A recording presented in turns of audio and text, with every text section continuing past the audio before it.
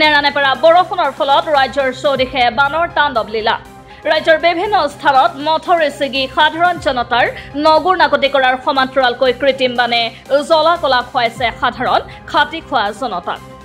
ইপিনে কৃত্ৰিম বানত কক বকাইছে নলবাৰী চহৰবাসী আজি কেইবাদিন ধৰি হৈ থকা নেৰানেপেৰা বৰষুণত নলবাৰী চহৰৰ প্ৰতিটো পথ পানীৰ তলত সোমাই পৰাত পথচাৰীকে ধৰি ব্যৱসায়ীসকল যথেষ্ট ক্ষতিগ্ৰস্ত হৈছে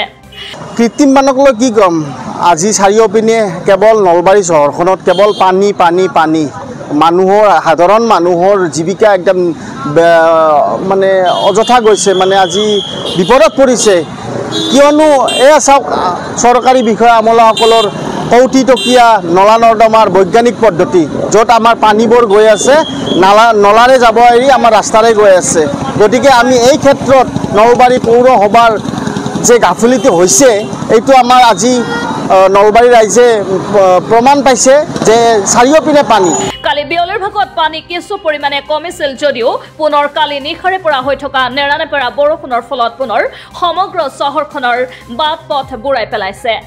এই পৰ্যন্ত চহৰখনৰ সকলো বাট পথ পানীৰ তলত সোমাই থকাৰ ফলত কোনো মানুহ কলৈকো ওলাব নোৱাৰা পৰিৱেশৰ সৃষ্টি হৈছে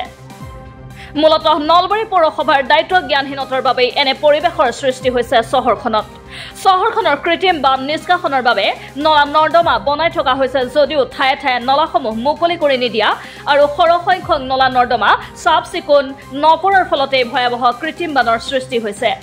আনকি বহুলোকে চৰকাৰ আৰু পৌৰসভাৰ উদাসীনতা আৰু অকমন্যতাৰ বিৰুদ্ধে ক্ষোভ জাৰি ৰাজপথত কলৰ ভূ চলাই প্ৰতিবাদ সাব্যস্ত কৰিছে একমাত্ৰ কৃত্ৰিম বানতে কক বকাই থাকিবলগীয়া হৈছে ৰাইজ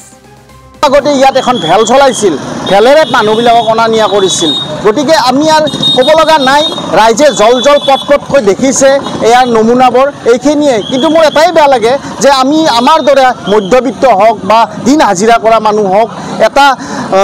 মানে 1 টকাৰ কাৰণে হ'লে আমি বাহিৰত ওলাই আহিব লাগে য'ত আমি এই সমস্যাৰ কাৰণে আজি 4 দিন 5 দিন ধৰি এনেকুৱা সমস্যাৰ কাৰণে আমি ক'তো একো কৰিব পৰা নাই আমি ধিক্কাৰ দিছোঁ আৰু সকীয়াই দিছোঁ যদি অনাগত দিনত এইবোৰ